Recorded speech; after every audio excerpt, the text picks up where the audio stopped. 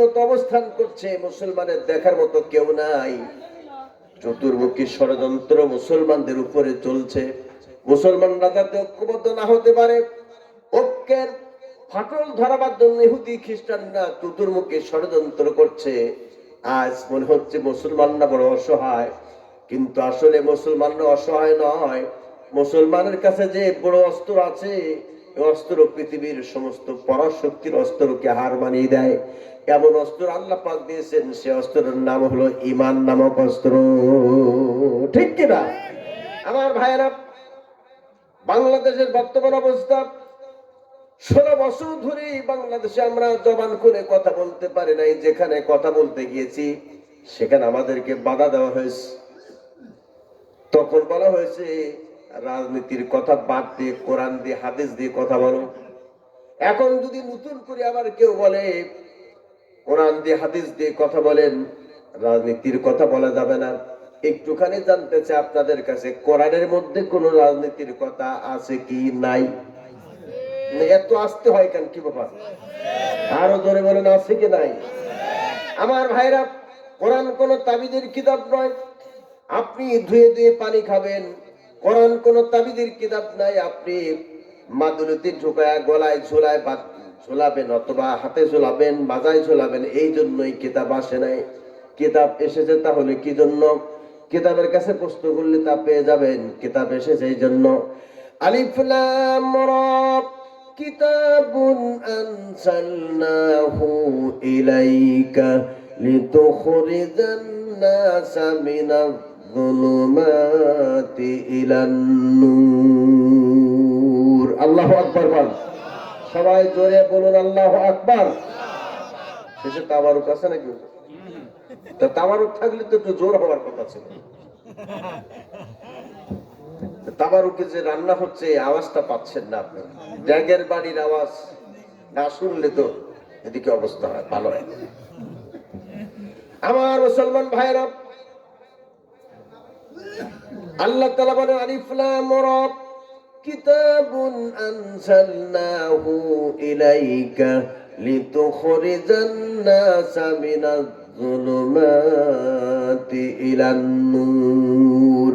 হে নবী, আমি আপনাকে একখানা কিতাব দান করেছি।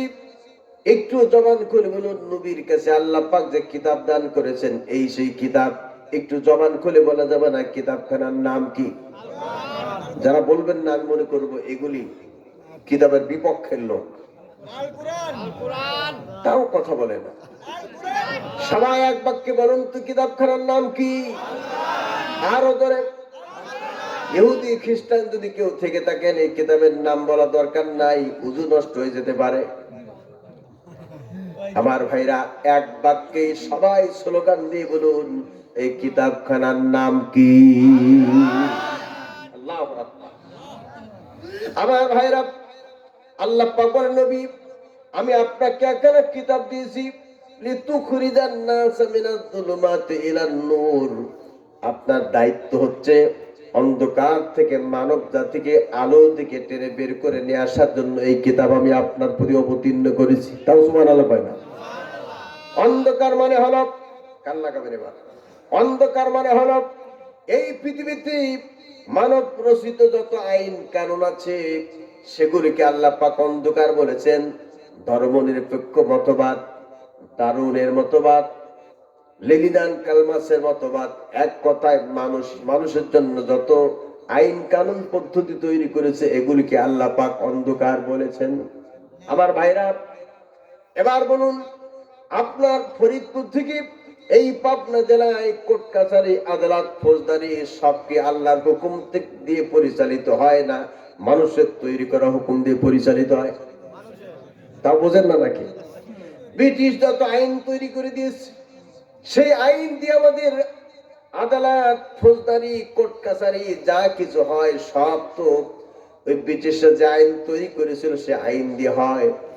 এবার আসুন, যদি মানুষের তৈরি করা আইন দিয়ে নিজের সমাজ, নিজের সংসার, নিজের রাষ্ট্র, নিজের জীবন পরিচালনা করে, আল্লাহ পাক কি জবাব দিচ্ছেন শুনুন।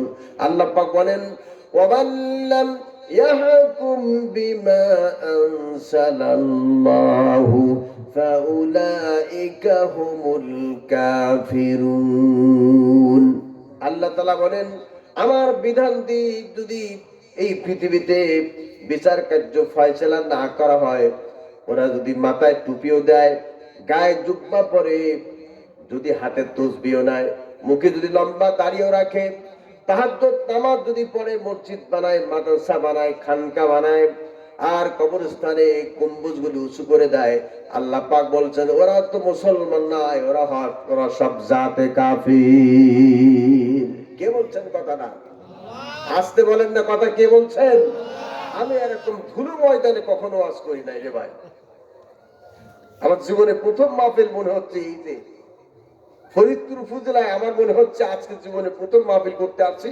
আমাকে আপনারা চেনেন না, নতুন পর থেকে উড়ে আসছি এমন মনে হচ্ছে আপনাদের কাছে। আমি তো আপনাদের কাছে পরিচিত একটা মুখ, তাহলে কথা বলতে সমস্যা কি? কথা না বললে বক্তার কথা বলার স্প্রিয়া বাড়ে না, ঠিক কিনা? আমাকে একটু কথা বলার সুযোগ করে দেন, নাকি ভালো লাগতেছে না? লাগতেছে? খেতার মধ্যে ঘুমায় থাকলে, কম্বল দিয়ে মুড়িতে থাকলে ভালো লাগবে তো। কম্বলটা গরম করে দেন, দেখবেন আরো টেস্ট লাগবে। আলহামদুলিল্লাহ কর, জোরে কর আলহামদুলিল্লাহ। তাহলে আমার ভাইরা, এবার আর একটা প্রশ্ন করি, জবান খুলে বলুন, এই মুহূর্তে যে ময়দানে বসা আছে, এই ময়দানের মালিককে? আকাশের মালিককে? বাতাসের মালিককে? হায়াতের মালিককে? মৌতের মালিককে? আপনাকে আমাকে সৃষ্টি করেছেন কে? এবার জোরে আওয়াজ দিতে হবে, তাহলে আইন আর হুকুম চলবে কার? আমার খুলনায় দুইজন লোক আছে, একজনের নাম হলো জব্বার, আরেকজন নাম হলো গফফার। জব্বার প্রতিদিন 3 কেজি থেকে 3.5 কেজি চাউলের ভাত খায়, ওর ওজনও বাড়ে না, মোটাও হয় না। কিন্তু গফফার প্রতিদিন 200 গ্রাম থেকে 350 গ্রাম চাউলের ভাত খায়, ওর ওজন বাড়তে বাড়তে বর্তমান ওজন হয়েছে 5.5 মণ। যে খায় না তার ওজন বাড়ে, যে খায় তার ওজন বাড়ে না, এটা যেমন সম্ভব নয়, সৃষ্টি করেছেন একজন, আইন চলবে আরেকজনের, এটাও তেমন সম্ভব নয়। আমার ভাইরা, আল্লাহ পাক সৃষ্টি করেছেন, আমাদেরকে এত সুন্দর করে বানালেন। আল্লাহ তাআলা বলেন, ফাতাবারাকাল্লাহু আহসানুল খালিকিন। দেখো না, আমি আল্লাহ তাআলা কত সুন্দর মানুষ বানাবার কারিগর। এত সুন্দর করে আল্লাহ পাক আমাদেরকে বানালেন।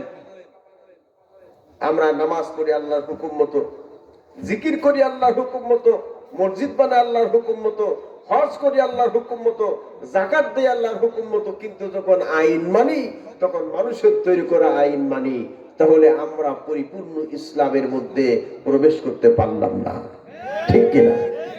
আল্লাহ তাআলা বলেন, ইয়া আইয়ুহাল্লাযীনা আমানু দুখুলু ফিস সিলমি কাফা ওয়া লা তাত্তাবিউ খুতুওয়াতিশ শাইতানি ইন্নাহু লাকুম আদুউম মুবিন।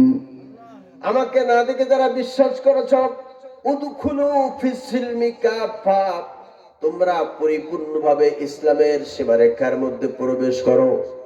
কেন এই কথা আল্লাহ পাক বলেছেন?